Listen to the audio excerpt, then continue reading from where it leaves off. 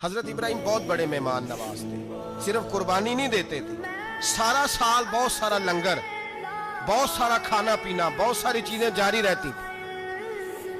اور جتنے غریب لوگ تھے فلسطین کے, ان کو پتا تھا کہ حضرت ابراہیم علیہ السلام کا لنگر جاری ہے. فلسطین میں جب آپ کا قیام تھا, ایک دفعہ ڈھیروں مہمان آ گئے اور کھانے کو کوئی چیز نہیں. حضرت سارہ اور جناب ہاجرہ دونوں اس وقت موجود تھی. وہ کہنے لگی ابراہیم بہت سارے مہمان آ گیا تو کیا کریں. جناب سارہ کہنے لگی کس طرح کر کے ان کی مہمان نوازی کریں. اور حالات یہ ہے کہ قحط پڑا ہوا ہے فلسطین میں, مصر میں, دور دراز علاقوں میں. تو حضرت ابراہیم کہنے لگے یہ اللہ کے مہمان ہیں اور ہمیں رب کریم کا بندہ سمجھ کے آ گئے, اللہ ہی بندوبست کرے گا. فرمانے لگے میرا مصر میں ایک دوست ہے, وہ قحط کے دنوں میں غلہ جمع کر لیتا ہے, میں اس کی طرف پیغام بھیجتا ہوں, مجھے امید ہے وہاں سے غلہ ملے گا. 2 3 5 اونٹ والے غلام بلائے اور ان کو کہا کہ جاؤ غلہ لے آؤ مصر کے دوست سے. وہ لوگ کہتے ہیں ہم غلہ لینے گئے, وہاں جب پہنچے تو حضرت ابراہیم خلیل اللہ علیہ السلام کا پیغام دیا تو آپ کا وہ دوست کہنے لگا غلہ تو بے شمار تھا, مجھے خبر نہیں تھی کہ حضرت ابراہیم کا پیغام آئے گا, تو میں تو سارا تقسیم کر چکا ہوں. لوگ لے گئے, اب تو کوئی شے نہیں. اب وہ خالی آ گئے 5 کے 5 اونٹ. جب خالی آئے تو حضرت ابراہیم کی حویلی کی دیواریں چھوٹی چھوٹی تھی. ان غلاموں میں سے, خادموں میں سے, آپ کے ان چاہنے والوں میں سے ایک کہنے لگا یار وہ غریب تو انتظار کر رہے ہوں گے کہ غلہ لینے گئے, ہمیں روٹی ملے گی. چھوٹی چھوٹی دیواریں ہیں, وہ جب دیکھیں گے نا خالی آ گئے تو انہیں تکلیف ہوگی. اس طرح کرو بوریوں میں ریت بھر لیتے ہیں, ریت بھر کے لے جاتے ہیں, بعد میں اندر رکھ کے انہیں سمجھا بہلا لیں گے یا حضرت ابراہیم کو بتائیں گے, وہ خود ہی ان لوگوں کی دل جوئی فرمائیں گے.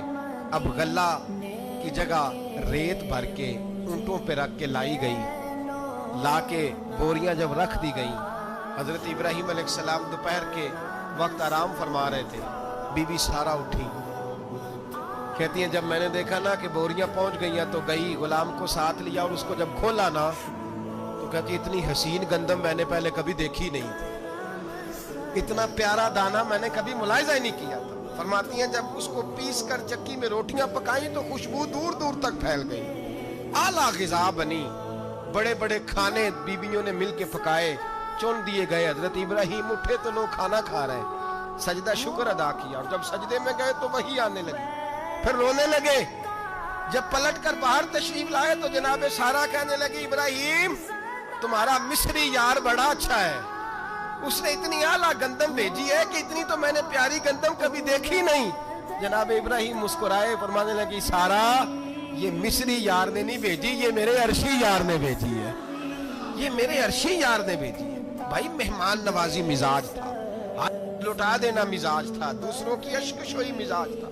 حضرت ابراہیم علیہ السلام کا طریقہ ہے قربانی, حضور نے ان کا طریقہ بیان کیا. اگر سال کے بعد قربانی دینا ان کا طریقہ ہے تو سارا سال غریبوں کو روٹی دینا بھی حضرت ابراہیم کا طریقہ ہے. سارا سال غریب کی نوکری کرنا یہ بھی حضرت ابراہیم کا طریقہ ہے. بھوکے کو کھانا کھلانا یہ بھی. میرے مصطفیٰ کریم سید عالم صلی اللہ علیہ وسلم سے صحابہ نے پوچھا حضور بہترین مسلمان کون ہے, بہترین مسلمان؟ تو حضور نے فرمایا جو سلام لینے میں پہل کرے اور غریب کو روٹی کھلانے میں سب سے اچھا ہو.